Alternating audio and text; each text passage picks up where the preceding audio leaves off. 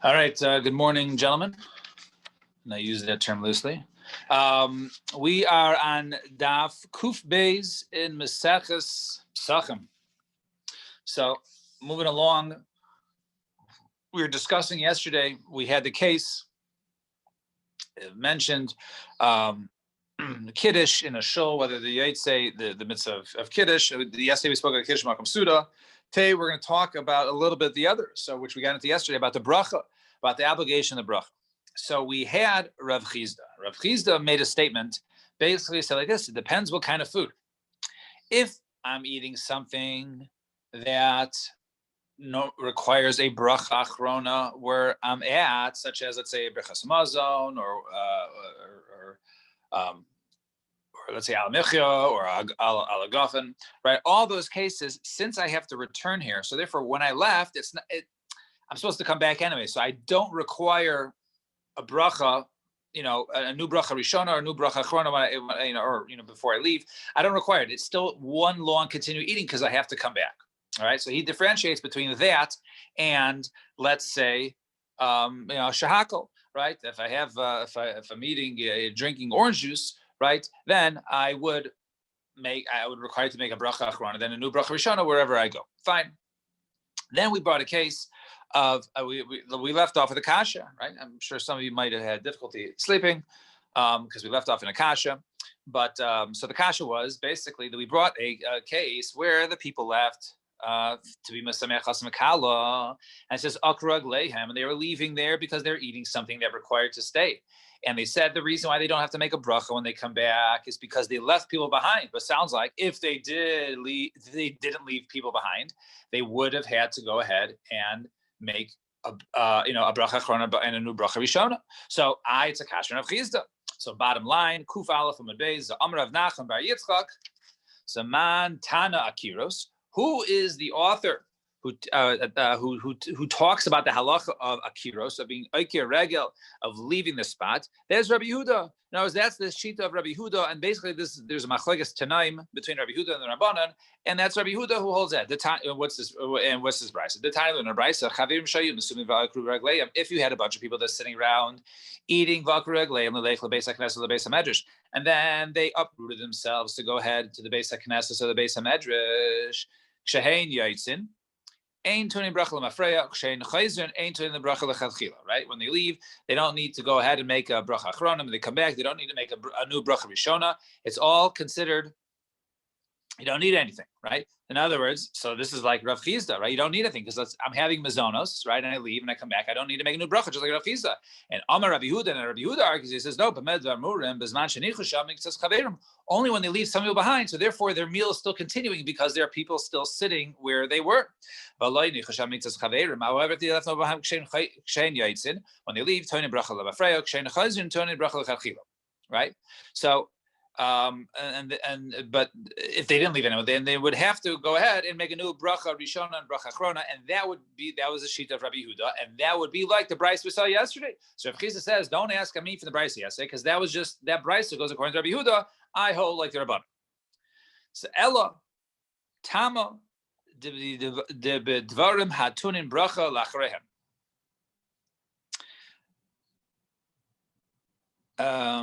Okay, I'm trying to see. Fine, all right, we'll go this way. So Ella Tama de bedvarim hatunin bracha lachrehen bim kaiman. So the reason that we're talking about things that require bracha, right, in their place, kshem yaitzin ein tunin bracha l'mafreya, kshem chayzin tunin bracha l'chila.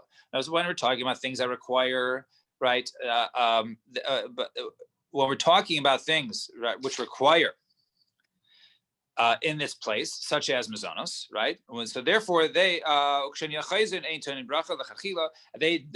required to make new brachas. Let's say things such as mazonos. But things that do not require a bracha after them, let's say like a drink, right? Even according to Rabbanan, kshein yaitzin tunin the bracha l'mafreya, right? Kshein chayzin tunin the bracha l'chachila. That sounds like they're only arguing over there about a case of akrag lehem when they leave because they're talking about mazonos. But if it comes to say to a shahakal, guys adding chocolate, so then everyone would agree that you need a new bracha. So lema tihavi tiyufta de Rabbi Yechanan. Let's say there's a kasha on Rabbi Yechanan. Who is Rabbi Yechanan? What did Rabbi Yechanan say? So if you turn back, right in the bottom line of Kuf Aleph Amar Aleph, right, it says over there, Amar Rabbi Yechanan, Echad Shinui Yain, V'Echad Shinui Makom, Ein Tzarich Levarich. Right, you don't have to make a new bracha. Shahakol, right? Even shahakol continues, right? So if I have chocolate here, then I leave, right, and I have chocolate over there, I don't need a new bracha. Ein Tzarich Levarich. Right, so this over here seems to say that only things that like mazonos, because that was the Bryce was talking about. But when it comes to shahakol, even the Rabbanan would agree you have to make a new bracha. So it's a tiyuftan Rabbi Yechanan. So Gemara says, wait, v'lav osivna chad, right? What do you mean? So right after we taught that, right after we had that case, right? It was reading before on Kuf Aleph Man Aleph. Kuf Aleph and Beis, excuse me, at the top, right after Rabbi Yechon says a statement, they bring a meisvei. It says Shinu Magam Tzarich Levarich, Shinu Yain Tzarich Levarich, Tiyufta Rabbi Yechon Tiyufta. We asked the kasha on Rabbi Yechon, we shlugged them up already. So why are you asking a second kasha? Why are you ganging up on him? Right? So name a Mahanami to Tiyufta. Let's say this is also a Tiyufta on Rabbi Yechon, two kashas on him. So Rabbi Yechon can answer. Maybe over here there's an answer. Why? The who in the afilu dvarim shein tuin bracha lacharayim kaiman nami Tzarich Levarich. Right? Maybe it could be that even something like a shahakol, like chocolate, you leave, you don't need a bracha, right? Your whole proof was this case is talking about dafka mazonos. Sounds like a shahakol. Everyone agrees you need a new bracha. So they say, no, maybe even shahakol, maybe you don't need a new bracha. So if that's the case, so why did they say Badafka only say the case of mazonos? Why did they say all types of things? Why did they say Akrug Lehem? Right? Akrug Lehem says they uprooted themselves because they were supposed to remain, because they were eating something which required a bracha achrona in its spot. So why did they bring the case of Dafka, a case of Akrug Lehem, such as mazonos or Berchas Hamazon? So to teach you the chiddush of the extent of Rabbi Yehuda, even things that require bracha achrona in its place, such as mazonos and hamotzi. Nevertheless, Tama, the only reason that you don't need a new bracha is that but the only reason why they don't need a new bracha is because they left people there. But if they didn't, but if they would leave without anybody there, that even on mazonos, they would require a new bracha achrona and a new bracha rishona. Fine. And Tanya Kavase de Rav Chizda, we have a brisa in support of Rav Chizda, which says Chaverim shayu mesubin lishtos yayin. Right, it's talking about wine. Right, wine is bedafka. Right, wine is you need the bracha achron in the same place. Right, so shayu mesubin lishtos yayin va'akuraglein, and then they left a chazru ein sarichin levarich. They don't have to make a bracha, new brachas. Not bracha achrona, not bracha rishona when they go to the space. Why is that? Because wine requires being in the same spot, and since once again they have to return to make their bracha achrona, therefore when they leave, it's like a continuation of their current meal. Fine. All right, new case. 5 lines from the bottom on Kuf Beis Amud Aleph. Tanan Rabbanan. People, they're sitting together eating. Let's say they started Beheter on a Friday, right? They started Chatzos time, and they're eating, and the Kiddush Lemayom, and all of a sudden the day is sanctified upon them, i.e., it's becoming Shkia, right? The sun is setting, and all of a sudden it's time for Shabbos, but they're still in the middle of the meal. Mevi'in lo kos shel yain, they bring out a cup of wine, v'omer alav kedushas hayom, and he says Kiddush on the wine. V'sheni, and then they bring out a second cup. Omer lo alav berchas hamazon. Then they, I guess, continue eating, and then over here say Berchas Hamazon. So that is, we saw this earlier, because basically the Rabbanan Div Rabbi Yehuda holds that you don't have to stop a meal. So we don't require you to stop a meal. You just make Kiddush and basically continue, and then when you're done, make Berchas Hamazon. Rabbi Yossi Amer, and Rabbi Yossi says, you don't, but even though Shabbos is starting, Shabbos starts, let's say Shkia time, you don't have to make Kiddush right then. You can continue eating until it gets completely dark or until you're done. And because Rabbi Yossi says, Ein mafsikin, you don't have to go ahead and stop a meal. And Gomru, and over there when they finish, so Kos Rishon Mevarech Alav Berchas Hamazon, V'Hasheni Omer Lav Kiddush Zem. Then the first cup they use Berchas Hamazon, and the second cup is Kiddush. So that is that was the machlokes between Rabbi Yehuda and Rabbi Yossi. So Gemara says, "I Yamai." Why bring out a second cup? Why don't you say it all on the same coast? They are coast, right? Make bench on it, and then make kiddush on it. So Ravuna, Rav Sheshes, we don't say two different kedushas on one cup. My timer was the reason. We don't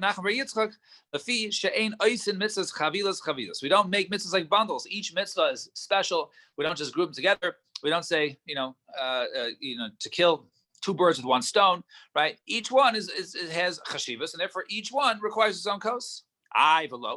We don't do two brachas together on a kos. A person comes to his house on Motzi Shabbos.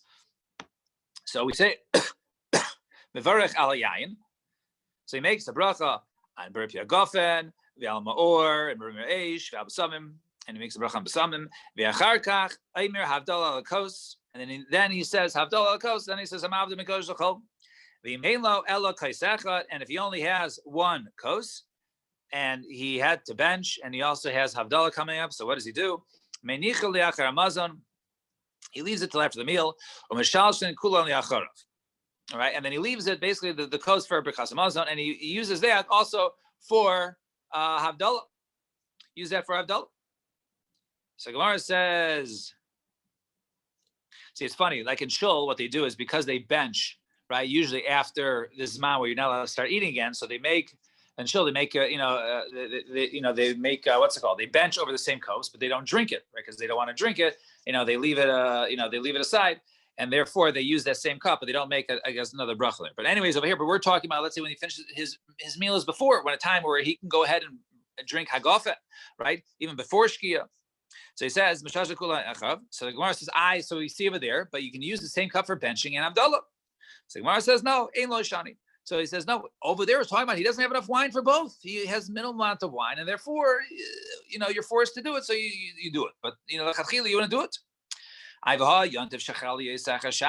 we have another halacha when it comes to Yontif Shechaliyas Achar Shabbos. If you have Yontif that goes into Sunday, right? And therefore, Motzei Shabbos, right? As many of you recall, what we do is when we make Kiddush, we also include the Havdalah in our Kiddush, right? The Islay.